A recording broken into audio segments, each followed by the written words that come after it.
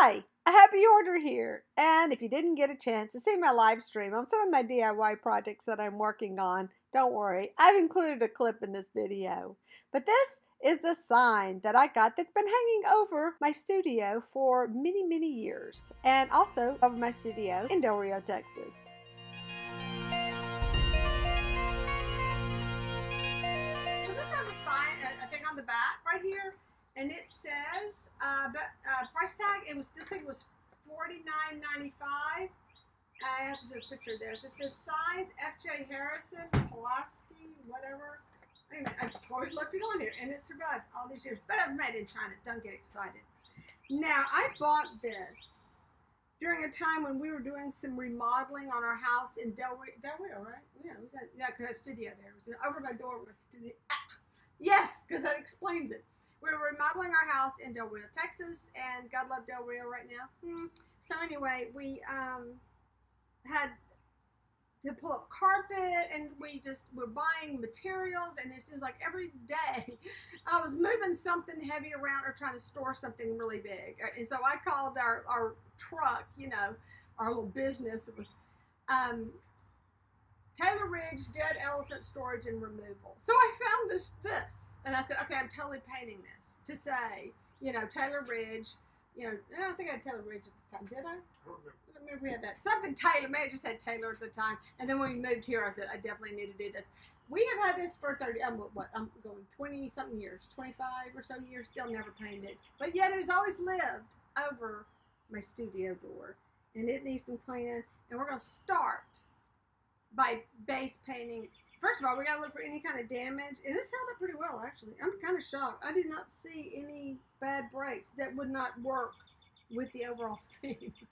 I'm being an old sign because it's an old sign, but we're going to start by just basically cleaning it up, base cutting it a flat black, and going from there. But so you can see how some of these little projects are going to take some extra time. And I hold it in front of this camera so this camera can see it because it's still recording. And yeah, I think this is going to be a lot of fun, and I just can't wait to get this done. And one of the reasons I kind of want to do it is everybody's doing this stuff with trucks lately, the cute little pickup trucks and all that kind of stuff. And I said, wait a minute, I got a truck. And this is going to be really a fun project to work on. But it is a step-by-step project, and I can't get it all done in one live show, that's for sure. But I just want to kind of introduce to you some of the fun things that you get to look forward to in the rest of the month. Sorry, the weather was a little bit crazy with the sun going in and out, so my lighting changes a lot. It ended up raining that day as well. So first of all, I'm just brushing everything up. Sorry about that view. Anyway, I took the tag off after how many years that tag's been on there, and somehow it got swept away with garbage. I don't know who did that. Anyway, so I'm kind of going through, touching up some areas with some Mod Podge, and just to make sure it doesn't peel any more than it's already started. And that's going to give me, a little bit of help. And then my husband, my lovely assistant, he is gluing and clamping for me while I am doing who knows what. Actually, I was looking for paint, and turns out I don't have much black paint. So looks like I'm going to have to go with dark brown. I did start with black, but I ran out. That's what No Shop September is all about. It's all about making do with what you have. I used a lot of really old paint that I had. I mean, it was, I think, as old as a sign in some cases. I'm going ahead and put a coat on there. I want it to be very kind of dry brush, but I know that the silver being so light would not show up very well against brown unless I put a few coats. So I did want to go ahead and get started on that. I am just going to be sitting here doing this for a while. As you see, I'm trying to do a little bit of a dry brush technique. I don't know if you're really noticing how I'm doing this kind of scrubby motion with my brushes and fast forward. I definitely want some red on that truck. And so when you're dry brushing, then more paint ends up on the paper towel than on the truck. But yes, I am. I'm trying to keep it very light. And so now I'm just dry brushing some white and some of a yellow gold color on there. I just love those colors. Those are really my favorite colors, just the good old red and green and yellow. And some blue. So I'm using the same dry brush technique on the back of the sign, and I'm using a very limited color palette of just, basic red, yellow, blue, greens, things like that. So, no purple. Sorry, no orange, really. I mean, we'll have gold, but it's not really orange. Anyway, yeah, that was fun. And if you're like doing this kind of thing, then you know what I'm doing. I am putting layers and layers of color, different colors. You see, I got 3 or 4 different yellows on that palette. And I'm bringing in some white, later I'll bring in some browns, and it's like add some, take some away, add some, take some away. You know how it is. You've done it. You get obsessed doing it sometimes. You just can't stop. I don't know why. I did like adding the white, but then later I do realize, I said, ooh, kind of too white. So it's a process, and it's kind of what pleases you. And I was noticing, wait a minute, my truck is disappearing into the background, which was not my original goal. So yeah, there was a lot of little weird things I needed to fix, and that's how it goes. That's something you just kind of work at as you go. And hopefully it works out. You can see here I came back with some browns, and I definitely wanted some browns around the edges of the frame and around like where the truck is, and just, like I said, back and forth until you get something that looks pleasing to the eye. Now the storm clouds are starting to show up, so you'll see some lighting changes. At this point, I am painting the frame black and doing just a real quick job of that. Don't want it to be perfect. If I wanted this to be perfect, oh, I was in trouble.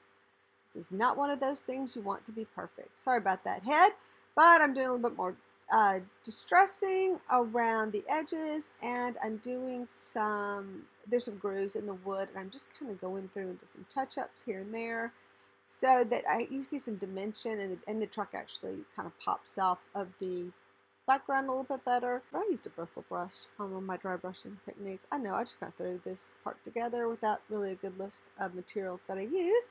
Sorry about that. Love that green. Got to have a little bit John Deere green. And I mixed that green, by the way, because I was trying to get a good John Deere green for some reason. Got a little bit obsessed with that as well. These little projects that look like somebody just threw them together actually take hours and hours and hours of work. It's amazing. And then there's the cleanup. So there's that.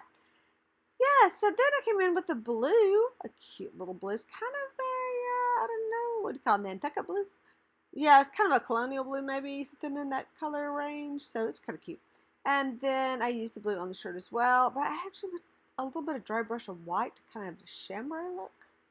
And I'm going around with an antique white, and I'm using the technique where it's kind of like dry brush. Actually, there's a lot of paint on that brush, but you just have to lay your brush. It's a flat brush, by the way, but you lay it at a certain angle so that you can just like cross over the raised areas. You know that technique. You know what I'm talking about. And some of you do. If you don't, I don't even know how to explain it, but it's just a thing. But going around this curve was actually rather difficult to get it at the right angle, so I had a little overbrush that I had to go back and touch up later. And it's very uneven, by the way. So this is like years and years of wear. It was something that was not made very fine anyway.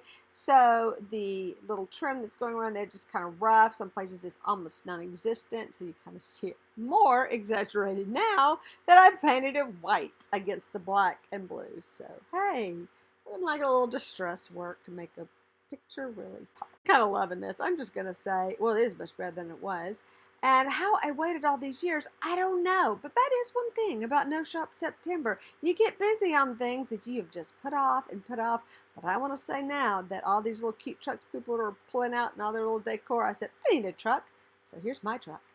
And yeah, I was really glad to get a chance to fix this. I'm very happy with it now. Right now, it is not back over my studio because I do not have a good outdoor sealer. I have an indoor sealer I will seal it with first, but I do need to get a good outdoor sealer before I hang it back outside. It was just funny because it's been hanging outside all these years and with whatever sealer was ever on it. I don't know. It's held together somehow. So yeah, that took me a little while to do. So now I'm going back with the blue so I can touch up all the areas where I'd really overpainted with the white.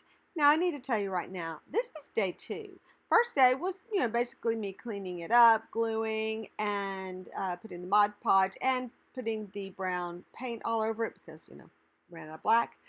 But that sat up overnight, let it cure a little bit, and then I did this part of the painting, and then sprayed it and waited overnight so that I could do the lettering the next day, which took me most of the day as well because I had a lot of other things that was going on.